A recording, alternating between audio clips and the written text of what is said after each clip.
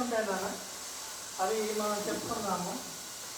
ఒకటి steel rule, ఒకటి steel rule. Steel rule అంటే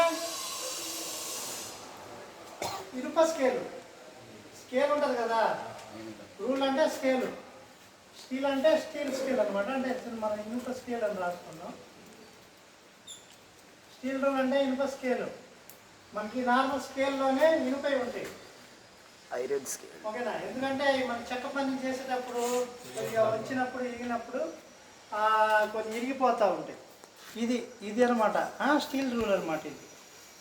ఇలాంటివి మనం కార్పెంటరీ వర్క్లో ఉపయోగిస్తూ ఉంటాం. అంతేగాని మనం ఇలాంటి స్కేల్స్ వాడకూడదు. ఎందుకంటే ఈ ప్లాస్టిక్ కాబట్టి ఎప్పుడైనా అదిం పెట్టినప్పుడు వంకర పోయినప్పుడు అవి ఇరిగిపోయేటువంటి అవకాశం ఉంటుంది. కాబట్టి ఇలాంటి స్కేల్స్ అనేవి మనం వాడకూడదు. స్టీల్ రూల్స్ అనేవి వాడుకోవాలి. తర్వాత 4-fold బాక్స్ వుడ్ రూల్, అలాగే steel tape. Steel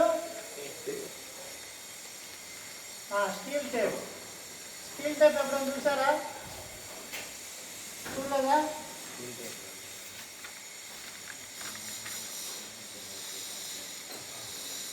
steel tape మనకి ఇలా ఉంటుంది నాన్న, ఇలా ఉండి ఇలా ఉంటుంది.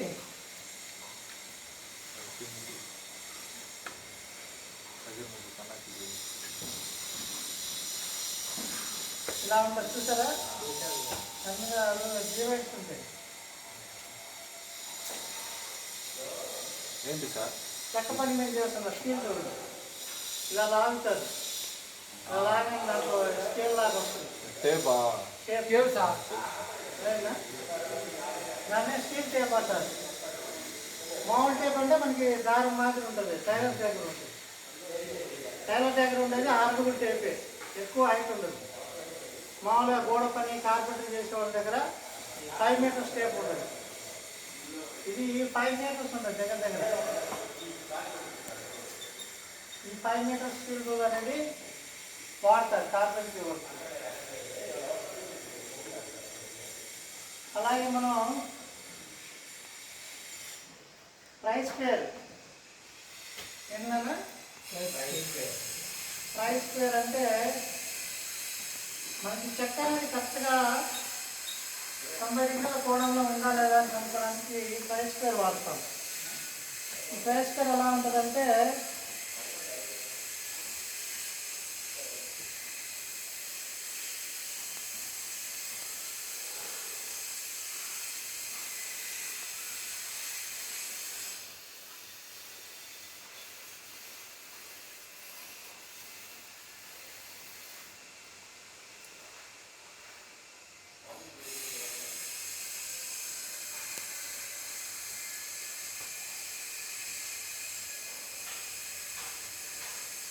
ఈ మాదిరి మనకి పరిష్కారం ఉంటుంది.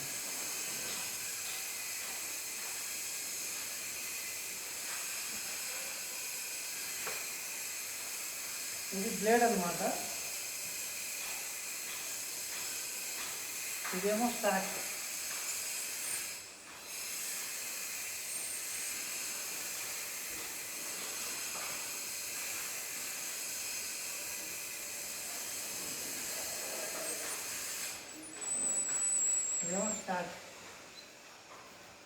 ఇక్కడ వస్తువు పెట్టి మనం చూస్తాం, అంటే కరెక్ట్గా అది రైట్ యాంగిల్ కోవడంలో కరెక్ట్గా కట్ అయిందా లేదని చెక్ చేస్తాను. దీన్ని ట్రై స్క్వేర్ అంటారు. దీన్ని మూలమట్టం అంటారు తెలుగులో.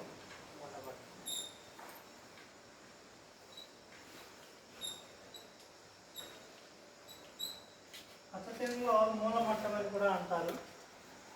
సో ట్రై స్క్వేర్ అనమాట. It is consist of steel blade riveted into hard wood stock which has protected brass plate on the working surface.